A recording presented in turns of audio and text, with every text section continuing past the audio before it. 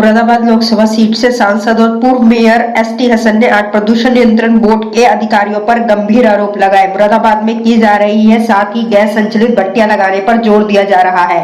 ST Hasan के मुताबिक उनके द्वारा पिछले साल यह मुद्दा सदन में उठाया गया था। पर्यावरण वन मंत्री प्रकाश जावड़ेकर ने पत्र भेजकर बताया कि उन्होंने मुरादाबाद में कोयला भट्टियों को बंद किए जाने संबंधी कोई भी आदेश केंद्र सरकार द्वारा जारी करने का खंडन किया है।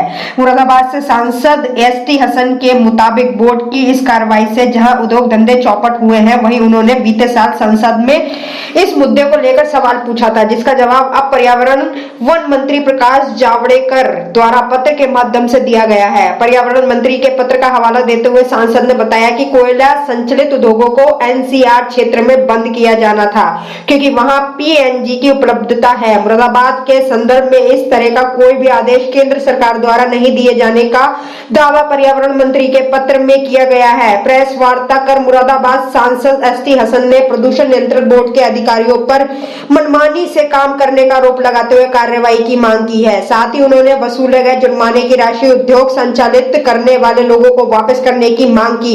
एसटी हसन ने बंद की गई भट्टियों को तत्काल शुरू करने की इजाजत देने और बिना केंद्र सरकार के आदेश के भट्टियां बंद करने वाले अधिकारियों के खिलाफ कार्रवाई की मांग प्रदेश सरकार से की है। मुरादाबाद से प्रवेश अंसारी की रिपोर्ट। उत्पीड़न हुआ है, दस्तकारों की भट्टियां बंद कर दी गई और दस्तकारों के ऊपर भारी जुर्माने लगाए गए और ये कहा गया कि ये एनजीटी पॉल्यूशन बोर्ड से हो रहा है।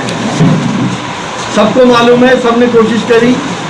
इस सिलसिले में मैंने पार्लियामेंट के अंदर आवाज़ उठाई थी और पार्लियामेंट के अंदर मैंने इस बात को कहा था कि गरीब दस्तकार जो कोयले से काम करते हैं, उनकी भट्टियाँ क्यों बंद की जा रही जब पीएनजी गैस अभी वहाँ पे मौजूद नहीं है।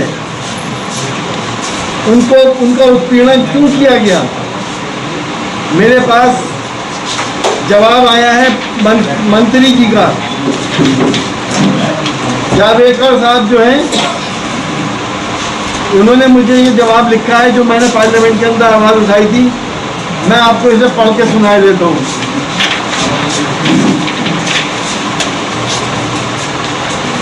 ये डॉक्टर एसटी हसन, कृपया आपके द्वारा मुरादाबाद में स्थानीय कारीगरों के भट्टी को बंद करने के मुद्दे को लेकर लोकसभा में उठाए गए मामले का संदर्भ लें, जिसमें आपने प्रदूषण नियंत्रण बोर्ड के अधिकारियों द्वारा जहां एनपीजी का आपूर्ति उपलब्ध नहीं है, वहां फैक्ट्रियों को सील करने और जुर्माना लगाने की कार्रवाई पर चिंता व्यक्त की है।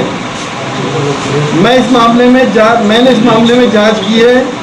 उच्च स्तरीय कार्यबल HLTF की बैठक में लिए गए निर्णय के अनुसार केंद्रीय प्रदूषण नियंत्रण बोर्ड CPCB NCR राज्यों के संबंधित प्रदूषण नियंत्रण बोर्डों के साथ नियमित रूप से मामले पर विचार विमर्श और समीक्षा कर रहा था और ऐसा करने के लिए विस्तृत समय समाप्त होने के बाद उसने दिल्ली और NCR राज्यों के प्रदूषण नियंत्रण बोर्डों को निर्देश जारी किया कि उन उद्योगों को बंद करें जो पीएनजी उपलब्ध होने के बावजूद भी पीएनजी में परिवर्तित नहीं हुए हैं।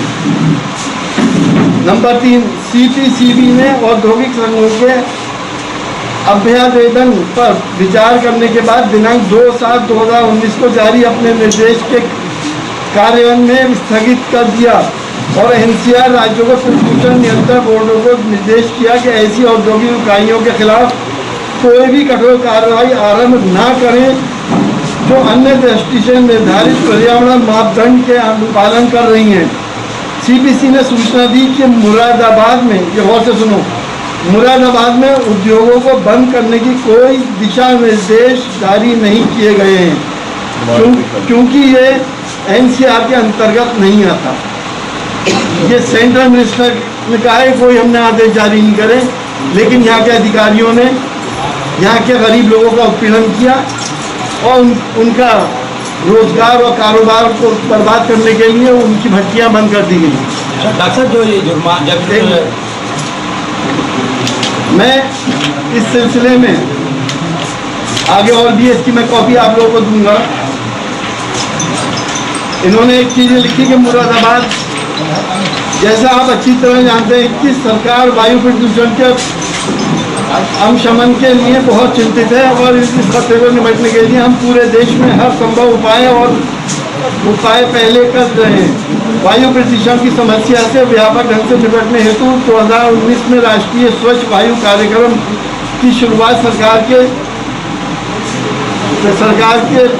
पहला कार्यक्रम में एक है। इसमें 2024 तक PM10 और PM2.5 की समस्या के 20 से 30% कमी लाने का लक्ष्य रखा गया है। इस योजना में 23 राज्यों के संघ राज्य क्षेत्र के अनुमानक वायु गुणवत्ता वाले 102 शहर शामिल हैं।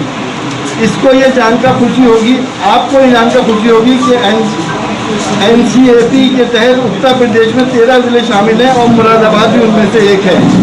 मुरादाबाद को वायु प्रदूषण से निपटने हेतु कार्यकलापों में तेजी लाने के उद्देश्य से वर्ष 2019-20 के लिए 12 लाख रुपए का सहयोग भी प्रदान किया गया है। मैं आपसे ये कहना चाह रहा हूँ कि जिस तरह से उत्पीड़न हुआ, कोई इनको आदेश नहीं थे और मुझसे भी ये कहा गया कि प्रदूषण बहुत ज़्यादा है, इन भट्टियों को बंद किया जा रहा है। ना तो ऐसा कोई आदेश था। PNG गैस की मैंने डिमांड करी थी, PNG गैस मंजूर हो गई है और लग भी रही है। अगर PNG गैस होते हुए कोई चला रहा है तो भी मुरादाबाद उसमें नहीं आता, क्योंकि मुरादाबाद NCR से बाहर है, ये मंत्री ने लिखा है। तो मेरा ये कहना है कि जिन लोगों का उद्योग बंद किए गए उनको फौरन खोला जाए और जो जुर्माने उनसे वसूल किए गए हैं उन जुर्मानों को लौटाया जाए। ये मेरी डिमांड है। तो उन अधिकारियों को भी दंडित किया जाए जिन अधिकारियों ने जनता का इतना ज़बरदस्त उत्पीड़न किया है। उनसे और तो कोई उनके हाथ आया नहीं। बड़ी बड़ी फैक्ट्री वाले उनको नहीं मिले, उन्होंने ट्रैफिक रूल्स नहीं लागू करे, लेकिन गरीब आदमी की गर्दन पतली थी तो उसकी भट्टियाँ बंद कर दी गई। ऐसा मेरे क्षेत्र के अंदर आगे नहीं चलेगा। मैं यह आप सबके माध्यम से कहना चाहता हूँ कि अधिकारी अगर नियम विरुद्ध कार्य कर रहे हैं तो उनको इस बात के लिए तैयार रहना चाहिए कि उनको बहुत ज़बरदस्त दंडित किया जाए। मेरा दूसरा मुद्दा जो मेरी डिमांड है, 5 महीने से लॉकडाउन चल रहा है और पूरे प्रदेश के अंदर सारी इबादत गाहें बंद हैं, मस्जिदें बंद हैं, मंदिर बंद हैं, गुरुद्वारे चर्च सब बंद हैं। जबकि शराब खाने खोल दिए गए, मॉल खोल दिए गए, बाजार खोल दिए गए और अब सिनेमा हॉल खोलने की भी बात की जा रही है।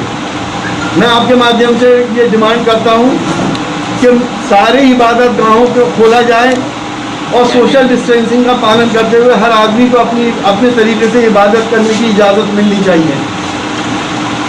और ये मेरा मानना है कि जब हम सब लोग अपने पैदा करने वाले को अपने पालनहार से दुआ करते हैं तो बहुत सी बड़ी बड़ी परेशानियां दूर हो जाती हैं। कोरोना तो उसके सामने कुछ भी नहीं है। इसलिए इन तमाम इबादत गाहों को खोला जाए। इस वक्त धान की खेती हो रही है, गन्ने की खेती हो रही है, किसान परेशान है, किसान को खाद नहीं मिल रहा, यूरिया नहीं मिल रहा।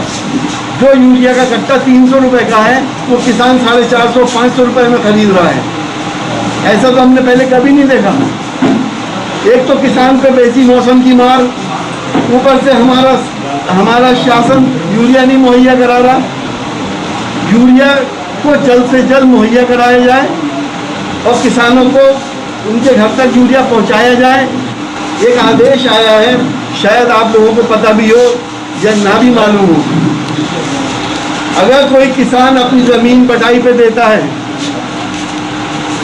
तो उसको बटाई पे देने वाले को उसकी आय के ऊपर 12% GST देना पड़ेगा। अब अगर किसान गरीब है या बूढ़ा है या कहीं और बाहर है या वो विकलांग है, उसके बाप दादा की ज़मीन चली आ रही है, अगर वो खेती करने के लिए बटाई पे देता है तो उसको 12% GST।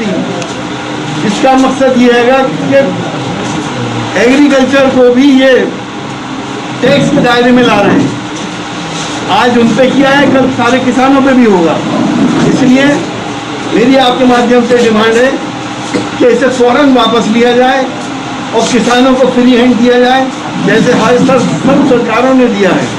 इतने दिन का लॉकडाउन हुआ, हमारे उद्योग नहीं चले, 3 महीने तक सारे कारखाने बंद रहे, लेकिन बिजली के बहुत बड़े बड़े बिल आए हैं। हमारी ये डिमांड है कि जब कारखाने चले ही नहीं तो बिजली का बिल क्यों लिया जा रहा है, उस पर क्या औचित्य है। उन गरीब लोगों से कम बिजली के बिल उनके या तो माफ हो या उनको 50% करके उन गरीबों की मदद की जाए। कि मुरादाबाद की सड़कों का क्या हाल है, मेरे करीब में डॉक्टर शमीम चौक के ऊपर सड़क का क्या हाल है। ये महानगर है और स्मार्ट सिटी में आता है। नगर निगम की क्या जिम्मेदारियां हैं, मैं मेयर रहा हूँ, आप लोगों ने 2 साल भी देखा होगा, आज भी देख रहे हैं। जितने भी हमारे सड़कें टूटी पड़ी हैं, गड्ढे हुए हैं, उन तमाम सड़कों को जल्द से जल्द नगर निगम ठीक कराएं और पूरे मुरादाबाद को गड्ढा मुक्त करने की पूरी कोशिश करें। हम ये चाहते हैं कि जो पेनाल्टी इन्होंने दी है वो पैसा वापस हो।